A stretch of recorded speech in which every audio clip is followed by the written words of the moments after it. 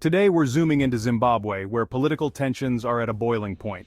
Yes, we're talking about the entangled web of the 2023 elections and the cries for intervention by the Southern African Development Community, or SADC.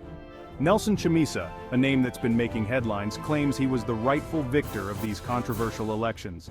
Despite stepping down from his leadership role in the Citizens Coalition for Change, Chamisa is not stepping back from the political spotlight.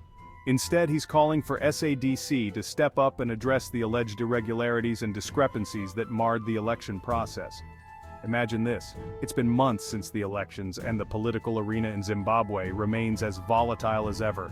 Chamisa has taken his case beyond the national stage, reaching out to various leaders and international bodies, desperately seeking support for what he sees as the only way forward: a fair review and resolution by SADC.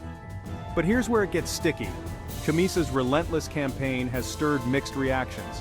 While some see him as a beacon of hope for democracy, others accuse him of stirring unnecessary conflict, or worse, fabricating stories of SADC's involvement.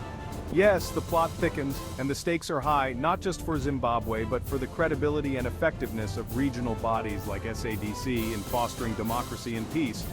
So, what's the big question? Can SADC really step in and untangle this messy knot?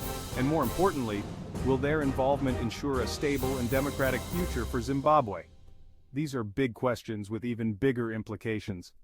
As we watch this drama unfold, it becomes clear that the resolution to this crisis isn't just about one election or one politician. It's about the very heart of governance and the power of regional unity in Southern Africa. Will SADC rise to the challenge? Only time will tell. And that's a wrap on today's deep dive. If you're intrigued by the complexities of political power plays and their broader implications, stick around. There's more to discuss, more to explore, and definitely more to understand. Thanks for tuning in.